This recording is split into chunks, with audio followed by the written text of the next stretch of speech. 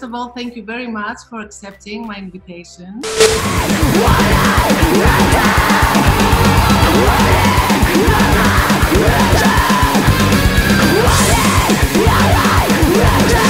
I will start with a very typical question, I guess.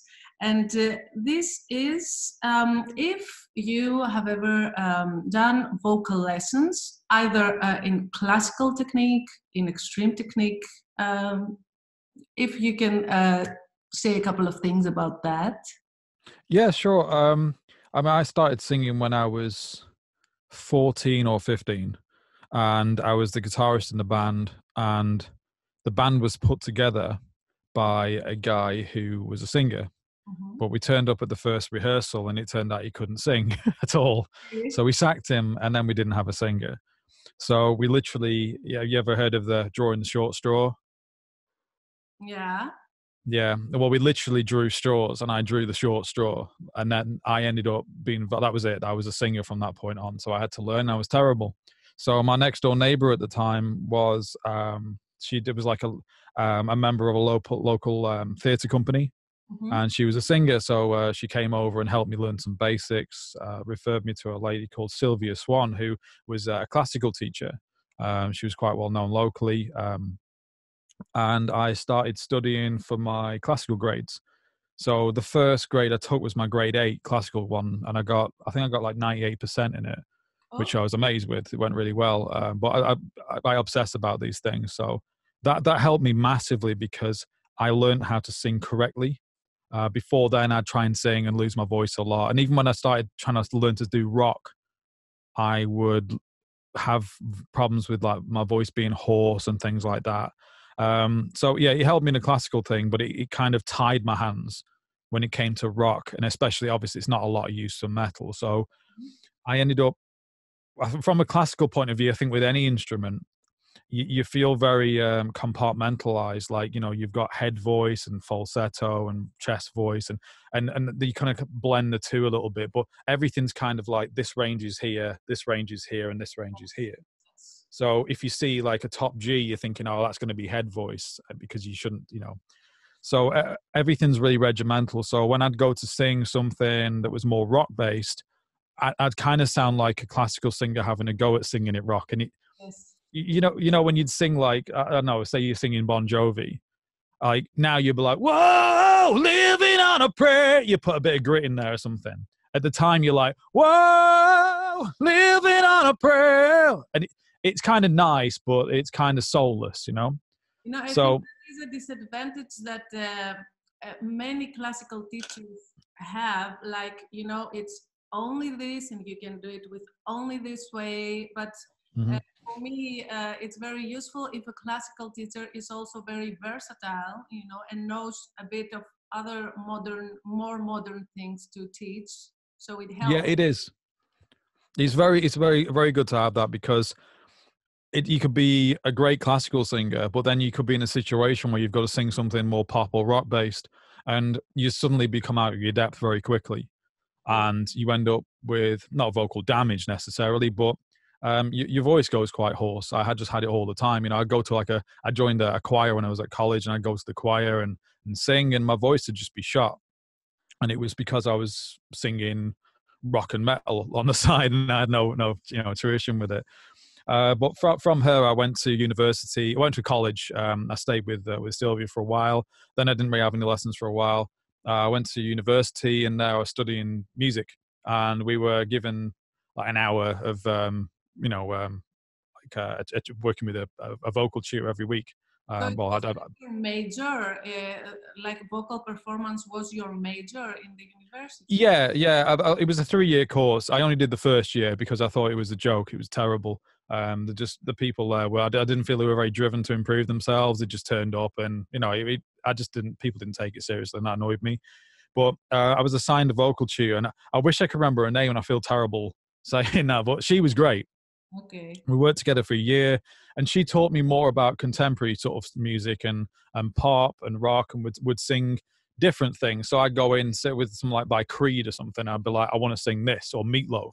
And she'd be like, great, you want to do this? You want to put more twang in your voice? Different. It was a different way of approaching things, and I learned a lot from it. And did you have at that time your band? Did you also continue? Did you have your band? No, I didn't really have. No, I mean, my band around here was. It wasn't. It was like a kids band, you know, like you kind of do a few covers here and there of your favorite bands and everything. So it wasn't. It was never that serious. I actually moved to university because there was not much of a music scene where I live. So I moved to a place with a better music scene, which was Manchester. But a music scene was very indie based. It's like Oasis and, you know, the Smiths and things like that. It wasn't my thing, so that's why I moved again. So I moved again to South Wales, near Cardiff, and there was a great scene down there for metal and rock. And at that point, I lost access to any tutors or anything like that. I didn't sing for probably 2 to 3 years. I got in a band towards the end of it, but I didn't sing because I was in student accommodation and noise, which I think is a hard thing for a singer to do. You know, you don't really think of these things. You just move somewhere and you think, oh, I can't sing. It's really odd. So I didn't really learn anything for years. I probably, you know, lost some stuff. Anyway, I got in a band down there which was doing metal, and we went to a recording studio, recorded a song, and the drummer filmed me singing one of the songs as I was recording, and put it on YouTube. And from there, a band in America were looking for a singer, and they saw this video and said, "Oh, is that real?" I said, "Yeah." They sent some songs over. Over a few months, we kind of did a few demos and went back and forth and everything. And it was Melissa Cross who recommended the band, saying, "Look, you want to get this guy." So they did. I flew over, and Melissa offered to teach me for free. So Melissa taught me for free for 2 or 3 years. You know, I tried to do lots of favors for her and stuff. We filmed DVDs and stuff together. Did all sorts of things, but she really took me under her wing. Excuse me for the interruption. No. Okay. So at that time, you moved there. You have moved to the US, and you were doing all these lessons with Melissa, or it was. Yeah, I'd moved over to the US. I mean, I was on a tourist visa, so I went over there for a few months. We wrote songs. We weren't signed, so I couldn't get a proper visa. We'd write songs, record them, send them to record labels. We had some labels that were interested, and over the period of about 9 or 10 months, we wrote a ton of songs, and we got a record deal with Road on Records. So, and that was partly Melissa was a lot to do with that as well. She really helped out with that. But during this time, maybe once every week at times, once every 2 weeks, once a month, whenever I was free and she had a slot free, I'd go to New York and we'd work, you know, together in person. And then I'd come home for a little while because I couldn't stay in America. So I'd come home and keep practicing and working on things. But she was the making of me as a vocalist, because she taught me about undoing everything that I knew that was wrong. She'd always say, I wish I could do a good impression of Melissa, but she'd always say you can't compartmentalize the voice, because I'd be like, oh, I want to sing this song or this note here, so it's in head voice. She's like, forget all that. She's like, don't worry about the or whatever voice it is. It's just your voice. She said it's just it's just one voice from top to bottom. It's not, you know, it's not a little bit here, a little bit there, a little bit there. So it took a long time, but she undid that. And truly, like, I mean, I did an album with my band. We put it out. The industry fell apart and everything. We got dropped, and about 2 or 3 years later on, I came back home. But it's only been in the last 2 or 3 years, I'd say, that a lot of the things she said have really hit home, and I've been like, you know, she'd try and teach me stuff. Like it's only in the past, I don't know, 4 months, I've learned to pitch scream. And I couldn't do it before then. Like, you know, she'd try and teach me, but you know, you can kind of tell someone constantly, oh, do this, do that, sing like this, and it just doesn't click. And then one day it goes, and you're like, oh, yes, oh. So yeah, I've learned more in the last few years and stuff. You know, of just, I don't know, approaching things a bit better, being a bit. I haven't had that pressure of being in a band and saying you've got to write this, you've got to record it. I don't really release stuff anymore, so I just get the time when I have an hour and if I want to sing, and I'll sit here and I'll just work on stuff, you know, and it's really helped. Okay. So I've had a lot of teachers over the years, and I think if I just worked with Melissa, I wouldn't have learned as much as I have, because I wouldn't have had that basis, and she wouldn't have wanted to work with me because I would have been if I just stayed with classical, I think I wouldn't have ever branched into more extreme styles, and I wouldn't have not made a name for myself as such, but been known. Yeah. One thing brings the other, it's like. Exactly. It's all come up together. And even some things I've learned which have been bad have been great because now I know the bad. So I don't do them anymore. Yeah. You have awareness now with your technique and your voice. Because what you are saying is very interesting. I will take the questions that I have more questions now that you are talking. Okay. Yeah. No, go for it. Just ask away. What I wrote down, but I will ask some extra stuff. So, do you now do you use things from that you learned from your old teachers? Do you think that you are blending stuff, or you don't use any of your old technique, or you only use Melissa's technique? Yeah, I kind of just use my own thing. I think Melissa's taught me a lot of principles, but I mean, I hadn't seen Melissa until when we met in London. I hadn't seen Melissa before then for 9 years. Okay. I mean, we've talked a little bit, but not very often. We've always said about doing lessons online, and it's just not really worked out schedule-wise. Something's gone wrong, but I think I've just learned my own things, and I've got in really, really bad habits at times. Of like, especially when you over sing everything and everything's like every time, and you're like, I'm just shouting. I've got in those habits, and I've kind of realized and taken a step back and undone it. And so I kind of just do my own thing. But I think when it comes to, I have done some classical things more recently, just doing session vocals. So I do rely heavily on my initial training for the classical. Yeah. And when it comes to extreme singing, I rely on a lot of things I've learned from Melissa, but I think a lot of things I've taught myself since, but based on things Melissa's, like I just said before, based on things Melissa's taught me, but I haven't quite absorbed. I haven't really got it, and it's clicked, and I'm like, that's what she was saying 10 years ago. Yeah. So it's kind of a blend of everything. I mean, I think everyone's like that, in where you just find your own way of doing things, and like Melissa's, she's got, even when we're in London, I said about, there's this, scream you can do, this lower sort of, and she was like, it's low fry. I'm like, that's different than high fry. Yeah. And I was like, I have no idea about this. I mean, Melissa's learned a lot in the last 10 years. Yeah. So the stuff she's come up with now and different methods she's got now that she probably didn't have 10 years ago. So that was really interesting. But yeah, I've just done my own thing with the tools I was given. And then, if I get to a point and like my voice gets like tired or something like that, I've done something wrong. Like, for example, today my voice is a bit hollowed out today, but I've spent the last like 3 hours tracking session vocals right before this call, and I've been doing some really gritty vocals and things. I'm trying new techniques. I'm trying pitch screams, and the pitch screams are still quite laborious because it's, when I'm doing I've not quite got it where I want it yet, so it takes more of a toll. But I've not hurt myself. It's just my voice is a little tired, So. Well, I think it's very normal. If you've been doing work for 3 hours now and you are trying out things, I think it's very normal that you get. Yeah, it is. I think it's just knowing when to stop, really, isn't it? Yeah. And also, what you said about these things clicking. I think that it has to do also with the more time passes by, and the more you and me and everyone is trying out things, we kind of find our own way. So we can use all these tools, but we can adjust it to our body, to our voice, and just be aware of how loud we can be, or if we are tired, and then we must take a break and blah, blah, blah.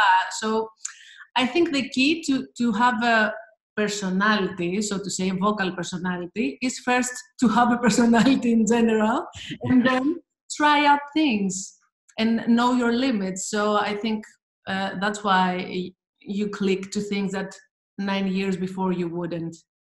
Exactly. I think I approach things more now like, I don't know, it sounds a bit boring, but like I approach things from more of a method-based thing now. So if I want to sing like, you were all, and pitch it, I'll do it like that, and it's quite chilled out and everything like that. But 10 years ago, I was like, I was 25. I was like, you know, drinking all the time and partying, and like everything was like, if there was emotional, it was always extremes. I was either dead upset or like depressed or dead excited.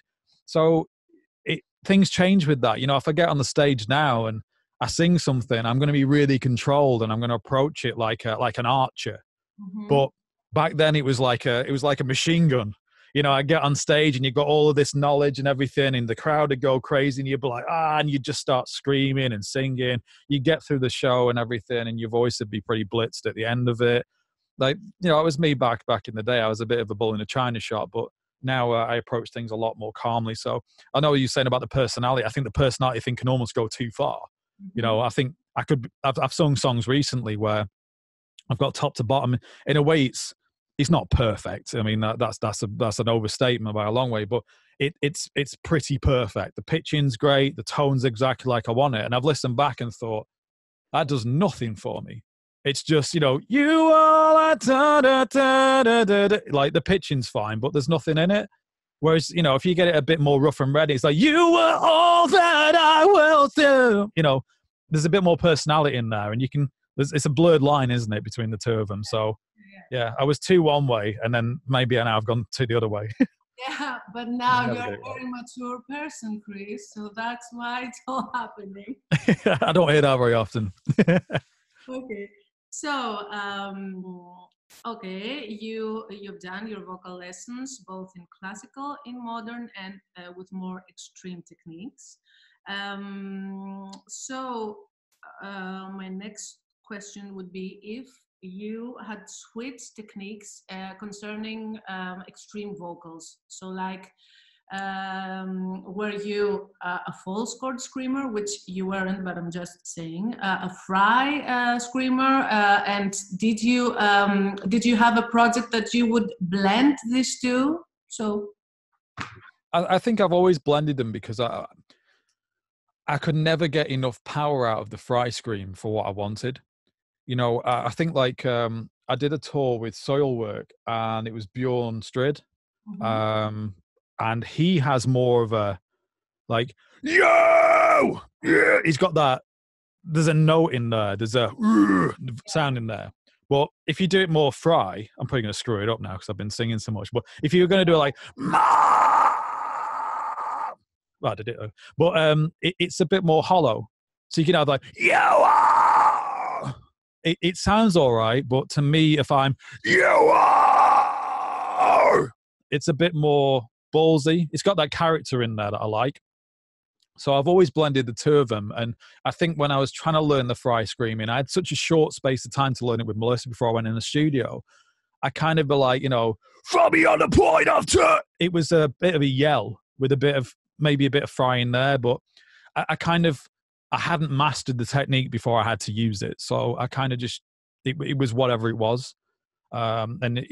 It tried to be fry, but I kind of just hadn't quite got the hang of it. I think I've only really got the hang of fry in the last year, which is ridiculous to say considering I worked with Melissa so long ago. But, you know, it's one thing being there with someone like Melissa and they're saying, oh, you know, you got to do this.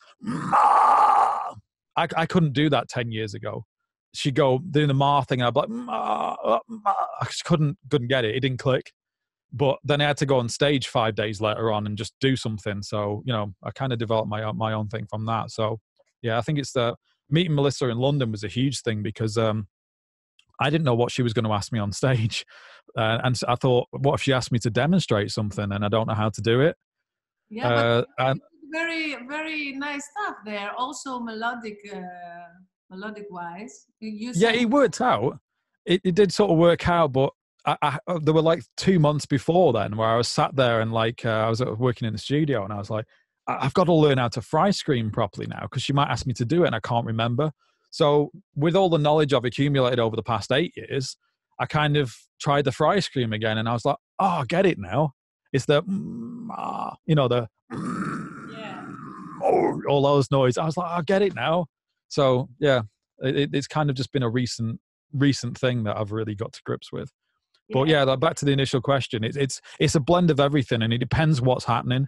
If there's a song and it needs a bit more of like In Flames, you know, and I'm like, yo, or Children of Bodom, something like that, you're going to kind of do a fry scream. But if you want more like ball sound in there, you're going to go for more soil work, or if it's death metal, you're going to want that lower thing. So I think it's good to have everything, and you can kind of, you've got your palette and you can do lots of different painting with it, you know?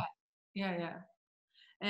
I remember that in the seminar, I was impressed with your low fry. So at a point I asked you, hey, is it low fry or is it false chord? And you were like, no, it's low fry. And you know, it sounded almost like a very low false chord thing. Oh, yeah. It's low fry, but I mean, I was there's a guy on YouTube. I can't remember his name now. There's this thing called Russian Hate Project. Have you seen him? Does that name ring a bell? Alex Terrible, his name is on YouTube. Okay, yeah. So I watched this stuff. That guy's incredible, and that's what made me try and learn lower stuff. I think it is a bit of, I don't know, Melissa would probably shoot me if I got it wrong, but it's kind of like false chord, but it's like, you know, when you do some of the tribal stuff with the and it's like low resonances. It's like that. So it's a bit of that. Because if you just go, it kind of doesn't sound. But if you do it low, you go, it's like resonances in there. So yeah, I'm still trying to learn that, but that guy's incredible. So it's worth checking out. Yeah, and all these things that we are talking about, you know, they have a lot to do with the anatomy of each singer and the different spaces inside. I mean, we all look the same, but maybe we have a very different resonance spaces or different palette. And so that's why I always try to have in mind what also Melissa is saying, that stop thinking about the singer or the sound that you think it's that one, but try to develop your own, because otherwise you get stuck to only one sound. Definitely. I spent years of my life, I was obsessed with Freddie Mercury. So I spent years of my life trying to learn how to sing like him. But there's a guy in Canada, pretty sure it's Canada, Mark Martel, who did some of the singing on the movie. And that guy sounds like him. He just sounds like him. His voice, I mean, he's an incredible singer, but he sounds like him anyway, because he's got the same bone structure. He's got a similar nose, he's got a similar jawline. He's got the same sort of nasal, like, you know, when he's like, he's doing all the, each morning I get up, I die a little, can barely stand on my feet. He's got that natural, like, stand on my feet. He's got that sound. I haven't. I have to try and emulate it. But what's the point in emulating it? How am I ever going to be a good singer on my own, right? If I'm trying to emulate someone else, you know, if I'm spending 70% of my voice trying to sound like someone else, what a waste of time. Yeah, you know, well, I think it can be useful in the beginning, like try to imitate just to see what might sound good and easy for you, but then you have to leave this out and just try out your own things and develop your own personality. Definitely. It's not getting hung up on trying to be someone else. You know, when I first started out, I wanted to be like Bruce Dickinson because I had that operatic thing. So everything I did was like Iron Maiden this and Bruce Dickinson, and I wanted to sound like James Hetfield. And I learned a lot from trying to emulate these people, but it was only when I started just being myself that I thought I became a good singer. It's like a tool you've got to get rid of. Yes. Okay. So, now your reality, your daily routine is a bit different from when you were touring and you were to the US. Now you relocated to Europe again. You're doing more stuff with producing, if I'm correctly. Yeah. Okay, but you also have your vocal routine, from what I understand. You constantly try out new stuff and you work on your technique.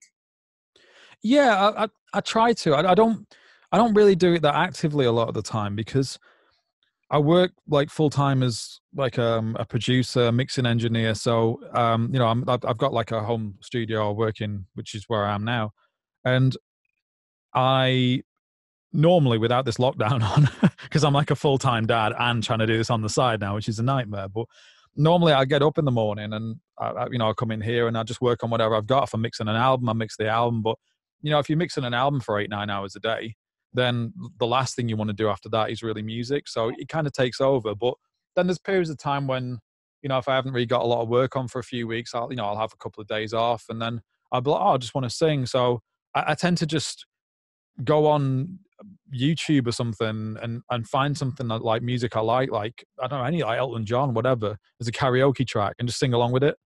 Okay. I love doing that because I learn a lot from doing it. But I learn the most vocally now. I do session vocals, and I charge for the session vocals. It helps keep me doing what I do, and I learn more from that. So I've just done 2 songs for a guy called Nonel. I'm going to pronounce it wrong, but he's a guy just asked me, "Can you sing on this?" And I was like, "Yeah, sure." And it's all like really layered pitch screaming, really heavy. It's not like the you. It's kind of the yo. It's kind of like really beefy. And I've never really done that to that extent before, but I had this idea of how I wanted that song to sound, and I didn't know how to do it. So I had to learn how to do it kind of as I went.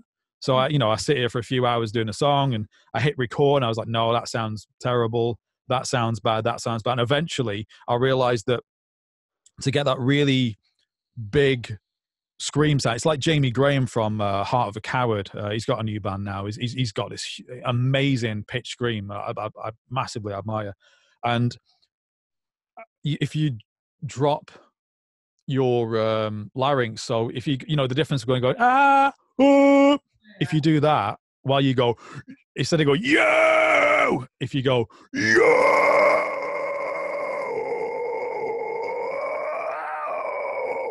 you get that bigger sound. I was like, oh, it was like a big moment. I was like, oh wow, that's how you do it. So I just kind of did it as I went, and then now I'll work on it more. I'll do another song for someone else and be like, oh, I could throw one of them in now, I can do it. And then I keep pushing myself with things like that. So I learn from working with things, I think it's like being a guitarist. If you're a session guitarist and someone's like, cool, I want this kind of tapping part that goes there, and you've never done tapping before, you just got to figure it out. You've got to learn it and do it, because that's what you're getting paid to do. So with session vocals, that's exactly what I do. And if someone asks me to do something, can you cover this Led Zeppelin track? I'd be like, hell yeah.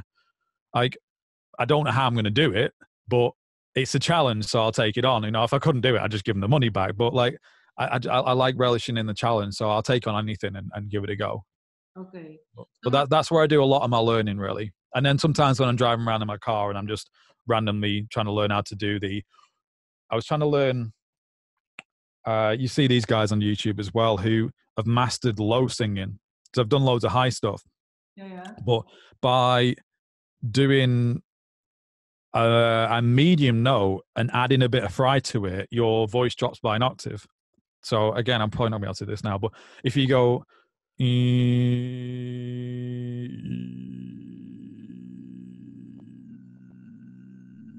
it drops lower. I can't do it now. My voice is too, but you can get really it's like subharmonics in your voice. So I've been trying to explore subharmonics, which I'm then trying to bring into my lower screaming by adding in subharmonics to make it sound even lower. Okay. So yeah, but I do that stuff in my car. So if anyone's ever at a set of traffic lights and they just hear this, it's probably me just trying to learn something. So that's why I tend to do a lot of my things though. But I don't have a set schedule because singing isn't my main thing anymore. I think if I became the vocalist in a band that were doing really well, if Killswitch Engage turned around and said, like, Chris, we want you to sing for us, and I'd be like, okay, great. Then I'd focus on that entirely, and I'd want to become the best singer in the world. But right now, it's not the top of my priority list. Okay. So I think you covered some of my questions. Like my initial question with what I asked you before was if now that you are not touring anymore and a band is not your priority, if you can see if you can see more difficulties when trying to do extreme stuff or not. But you are now telling me that you are doing it as a session vocalist. So it's not like you focused mainly on producing and you are not singing anymore. Mm-hmm. So Yeah, it depends. I mean, it changes week to week. I mean, I could go 2 months without singing because I just don't get any session work. It's just that time, there's periods of the year where it's just really quiet. So there's been periods I just haven't sung for months, and then suddenly out of the blue, I get loads of session work, and I'm like, great, and I go in to do some extreme vocals, and my voice just isn't used to it, and I'm like, oh, and it's not that my voice is, I've forgotten little things. And I haven't used it. It's like if you go out running every day for 6 months and then you don't go running for 6 months, like it's gonna hurt when you start up again. So it's the same with vocals. Like what I tend to do is if I haven't sung in a long time, I'll have a session job to do. I'll set it up one day, and I'll kind of have a bit of a go at it, and I'll get really frustrated because I want this sound and I can't create it because I've kind of just I can't operate my machinery quite well enough. So I'll stop and think, forget it, and get really mad and turn it off. And then the day after, I'll come back and, it'll work better. Okay. And at the moment, I mean, one thing I wish I'd done years ago, it was from a guy, do you know Tommy Vexed? Have you heard of Tommy Vexed? Yeah. Tommy told me years ago, he was singing in a band called Snot. He'd replaced the original singer. And he was told by someone that this guy was amazing every night on stage. And he said, how do you do it night after night? And the guy said, I run 6 miles every day. So Tommy said, right. So Tommy went out and ran 6 miles every day. Now, when I was in bands, I didn't used to do a lot of exercise. I just used to drink a lot. And now I've cut all dairy out of my diet. That's a huge difference for me. It might not be for anyone else. I'm not advocating, everyone to just give up dairy, but I don't get phlegm anymore. That constant, I don't have that. I can wake up any day and sing, and my voice is generally the same, which is great. Yeah. Like before that, it was kind of hit and miss. I've been sober for 2.5 years, which is a huge thing because alcohol dries your voice out. So I don't have that problem. And because I run so much now, I'm the fittest I've ever been in my life. My diaphragm's better, my breathing's better, my lung capacity's probably improved. So I'm probably the best physically, I'm probably in the best shape of my life, tailored towards singing. So when I take those breaks, it doesn't affect me as much now. But never overlook the importance of diet and exercise and physical health with singing, because it's like anything, isn't it? If you do weightlifting and you don't eat properly, you're not going to grow. As a vocalist, why would it be any different if you sat there eating ice cream and like drinking loads of milk and not exercising, and then you go out at night and drink and talk until 2 a.m, wake up at 8, 9 a.m with a hoarse voice? Like, it's not going to be good, and I wish I'd done that a long time ago, because it's more fun now. Singing's more fun. Like, I feel like my tools, it's like I've got a little tool shed and I put it all away and look after it, and when I go for a spanner, it works. It's not covered in rust and it's not falling apart. So that's a huge discovery, a huge one. Yeah. And also, we, I think as like 10 or 15 years earlier, we were very young, and, we thought we would have the same power like forever without doing anything. Yeah, I totally get what you are saying. I don't know how I got through tours. I really don't. Like, the way I used to treat my voice and my body, like, I couldn't do it now. I'd be too annoyed at not sleeping. I value my sleep these days, Yeah, me too. Okay, so we talked about this. Okay, and about what you said before, like, for example, if Killswitch Engage had a proposal for you to go and join them and blah blah. Imagine that a band like this, or whatever band comes up to your mind. Imagine that they invite you to go for a tour. Imagine that you don't have any other obligations and that you want to go. Like, okay, you get a call tonight, and then 1 week later, you must be somewhere to perform. Okay, and imagine that you will do it because you want it very much. What would be the first thing that you would do for this week that you would have the space until you go and perform after so many years? I don't know if I'm... I know what you mean. How would I prepare? Yeah, how are you going to prepare? For me personally, and I'm sure other singers find this as well, and other people don't talk about it, I'm terrible at remembering lyrics. So I've been asked to do tours by bands that, you know, are quite fairly well known, who've said, can you perform at this festival and sing for us? And we've got 5 days. I'm like, no, I can't learn that many lyrics in 5 days. And I've turned it down. You know, it's one of the biggest problems I have is learning lyrics is terrible. But I would focus on learning lyrics. That's my main thing. I want to know everything inside out. And then I would get myself into, say it's a tour. If it's a show, I'd kind of be, you know, I'd do a few days of rehearsing, learning the songs, getting familiar with things, finding out how to sing them without pushing too hard. Yes. Figuring out like an order of things that I'd like to sing things in, if that was a possibility. And then maybe like the 2 days before the show, I'd maybe do less singing for like, you know, maybe just half an hour, do a warm up and let my voice kind of relax a little bit. But I'd really try and build up my stamina. So say if it was a tour and I had 7 days notice, apart from learning the lyrics, I would start day one with doing singing maybe in the morning and the afternoon. Day two, maybe the same. If I had any problems with like hoarseness, my voice getting thing, I'd stop straight away, just leave it. But I'd just try and get my voice used to singing more. Yeah, I think that's about it really. Okay, that's pretty cool. Okay.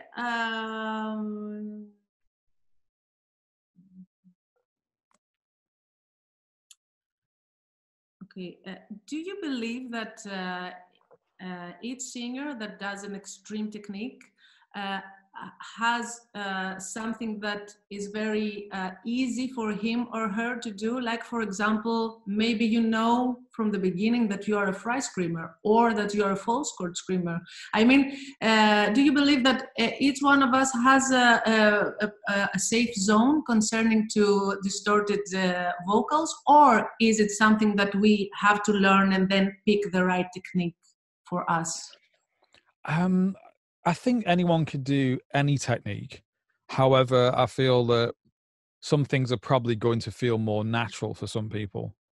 Okay. So for me, doing solely fry scream feels a little weak to me. Like I know that I can add that false chord in a little bit or whatever it is, a bit of gur, and get away with it. So that works fine for me. Whereas someone else might try and add false chord in and have vocal problems. So I think it depends on how you sing and probably your emotional attachment to singing as well. I mean, like someone like Anders from In Flames, I can't imagine Anders doing like a brutal scream. He's just, the way his voice is, it kind of floats on the music.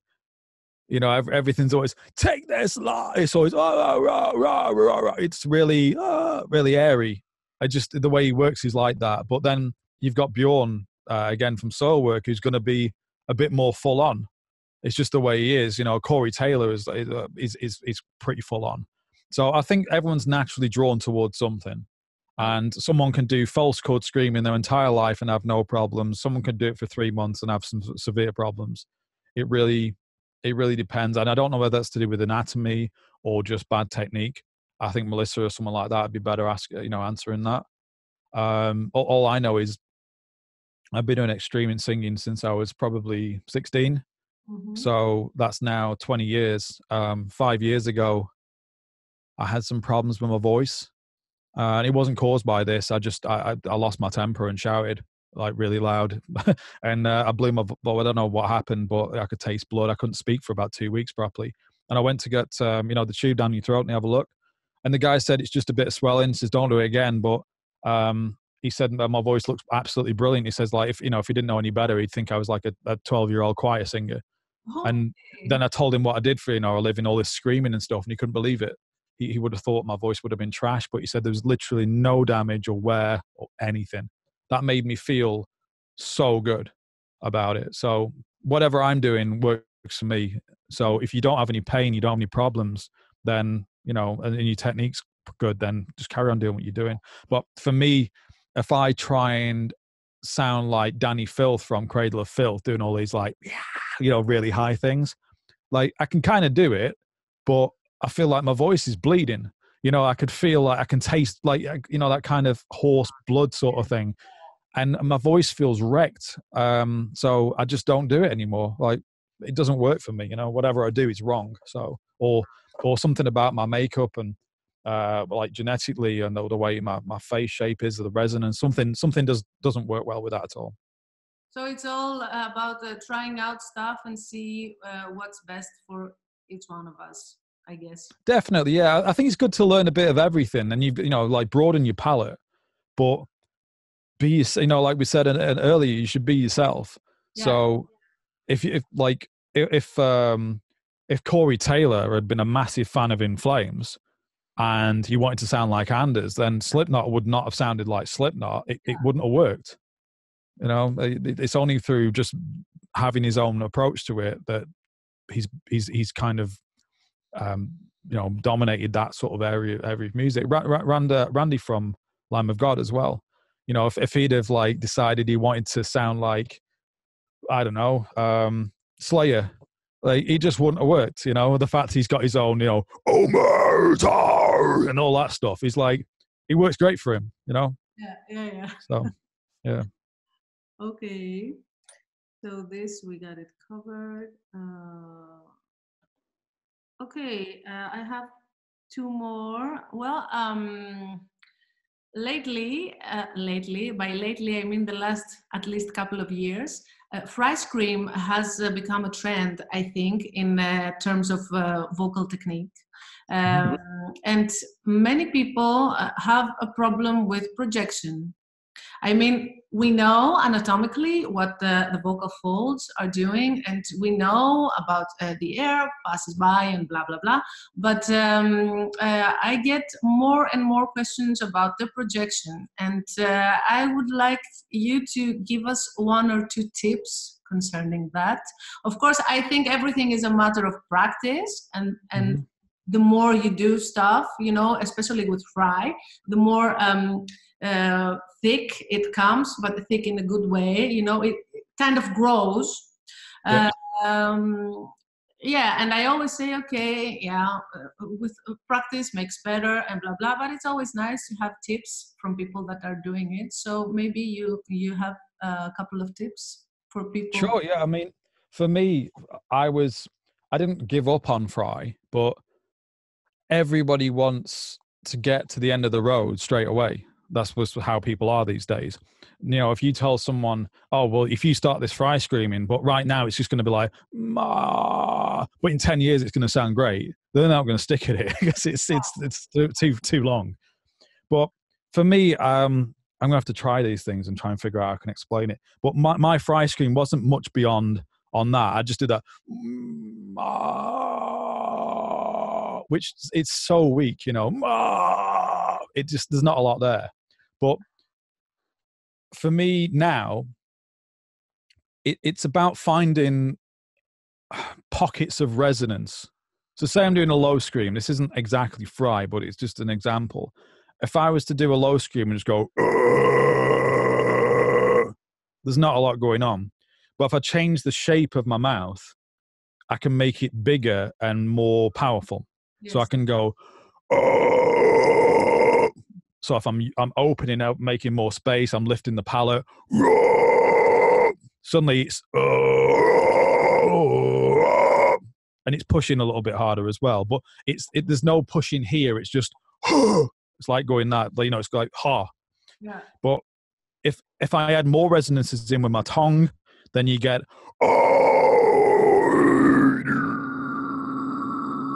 and suddenly you've got all these different textures. So like you say, with fry, for me, the noise is like the start of it. And then you find this little pocket of, if you lift the back of your, like you yawn and you go, oh, and you lift it, you get, oh, and then there's a bit more low in that.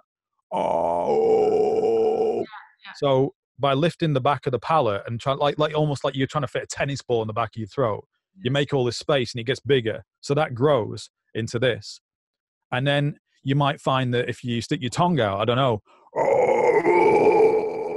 that's different. That sounds different. It's got more guttural in there. So you've added a bit. So it's kind of adding little bits to it and building this whole thing. But if I'm doing fry now and I go,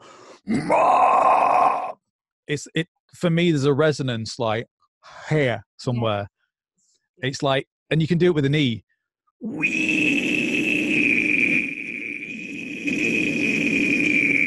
All I'm doing is moving my lips, and that's the difference. So experiment with all sorts of crazy things and do it quiet. You know, if you can sit there and go, oh, yeah.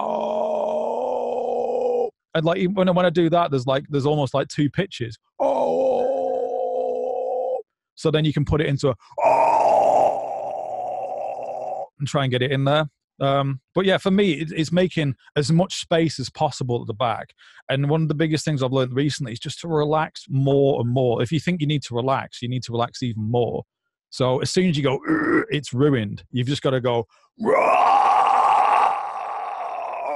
it's really just open and and move around with things as well. Change the pitch, you know, like you were saying before about like bone structure and people being different. Everyone's going to have something different. Like I always wanted to scream high. It doesn't really work for me. You know, I can kind of do it, but it just doesn't work. I don't know. I've got quite a small lower jaw. It's quite recessed.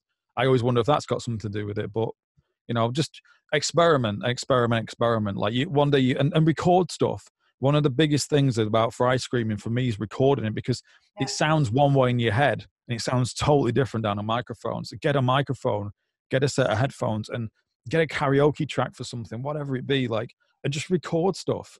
And if you don't like it, then do it again and do it again and do it again. And eventually you'll get better and better and better at it. But you can't expect to be a master of something on day one. It's going to take a while. It needs patience, and it needs practice. And patience, I would say, is the most important. Like not to do everything at once, and then of course it's not possible, and then people get disappointed and okay, I cannot do it, I quit, and blah blah. So I think we need to just definitely. But I think relaxing's one of the biggest things. When you're trying to learn something, you're thinking about everything. It's a kind of chicken and egg thing with screaming. Like you want to do all this stuff. So, you know, like someone like Melissa, any vocal teacher, you know, yourself, is going to say, right, okay, think about this when you're doing it. You want to think about this like a balloon's inflating at the back of your throat. It's got to lift everything out. So you're like, and you overdo it and you're thinking about it. And then you're like, oh, and then you forget something else. It's like driving a car. When you're just driving a car or riding a bike, it's like, oh, I'm doing this. But after a while, it becomes natural. So you've got to get those natural bits natural before you can start like doing more crazy things with it. Otherwise, it's just too much to think about at once. But that takes away, the thinking takes away from the relaxation. You need the relaxation to make it work. It's just going to take a while, and then one day something's going to click. And if someone's trying to explain something to you about how to scream and you're not getting it, ask them to explain it another way, because it might be the 10th explanation of it that's just going to be like, oh, I get it now. It's kind of like this. And then, you know, it works. What do you believe that false chords and no, wait, I will rephrase it. What would be the easiest for you? False chord screaming or fry screaming? Fry is definitely the easiest one. Okay. You know, with false chord, I think it's harder to divert the sound from, like, you can put too much pressure on your vocal cords very easily. If you do fry screaming, you can't really go wrong once you're doing it right. Yes. And I think fry screaming, like if I just had to do false chord screaming, I think it'd sound terrible. But it's kind of fry screaming, and it's like a hybrid of two of them. I don't know. Yeah. I know Melissa used the term hybrid screaming. I don't know if that's it or not. You'd have to ask her. But I think there's something to be learned from everything, really. Uses it, this term, yes. And last question that I always enjoy doing is, where do you see yourself in the future? Like, would you do only melodic stuff or only extreme stuff, or you will continue forever with the blend? I think I just have to do a bit of everything, you know. I mean, I've been in situations in my life where I've kind of, I'm like, oh, I'm bored of this metal now. Because, you know, metal can get a bit relentless of just the same thing, and you hear a band, it's like, I've heard it all before. But I think if I just did normal singing, which I've done before, like the last band I did was just all straight singing, no screaming. And people say, "Oh, Chris, when are you going to start doing screaming?" Like, I'm not. I'm done with it. I'm done with it. But I think that band would have sounded, maybe a bit better with the odd screaming now and then. I don't think I could do one or the other. I mean, I like everything. I like singing everything from Queen to Michael Bolton to like opera to death metal. I think the beauty is in the variation of it, and you can learn something from doing death metal that you can apply to opera. I don't know what it is, but I'm sure it's in there. You can learn something from everything. You can, and yeah, I don't think I could ever just do one thing. I think I'd have to do a bit of everything. If I joined a band tomorrow that was all clean singing, I'd be doing like screaming stuff in something else. Okay. I think it's to me, music is the beauty of it is how diverse and different it can be. Because as much as like I might sit here today and think, what, I absolutely love listening to, oh God, like As I Lay Dying or something. I'm like, oh, this is amazing. All the screams and like Tim's amazing at this, that, and the other. Like in 3 weeks' time, I might just be like, oh, I just want to listen to Elton John for the next month. I think too many people get kind of pinned into this one genre thing. Like, it's great to listen to a bit of everything. Like recently, I've listened to loads of 40s music, like Glenn Miller and Vera Lynn. Like I've had their albums for years, but like I've just been listening to it for the past few months. It's dead relaxing. It's just nice, We all did so many stuff. Okay, so this nice conversation came to an end. Thank you very much for your time and for your answers and for all this good spirit that you have. Mm-hmm. I wish you all best of luck in the future, and maybe there will be, I don't know, another conversation later on. Definitely, yeah. If you ever want to do that, then just give me a shout. If you're ever in London at a singing convention or something, we'll have to all hang out again. It was good. That for sure. It was when all this thing ends, something will happen, and I will. Yeah, I hope so. Yeah, it was so nice to do that. Like we've said before, like I do session singing and producing now, which is great, but I don't really get to do the singing, and that kind of sucks. And to go down to that convention and be around people who are that passionate about singing, like that really lifted me. And to see Melissa again, I came home with this passion for vocals again, which I haven't had for a long time. Yeah. It's nice to do things and people say, oh, I like what you do with that. It's oh, cool. You just, it's different to hear it from other singers and other vocal teachers, like, and learn things from other people. Yeah, like it's nice to be around that environment. I'd love it if there was just like a community of vocalists who just hung out every day and learned stuff. Like it'd be so much fun. In the future. Yeah. Okay. Thank you very, very much. Thank you. Have a good day. Have a great day, and we'll talk again soon. Definitely. Look after yourself. Okay. I'll speak to you soon. Okay. Thank you for having me. Bye-bye. Bye-bye.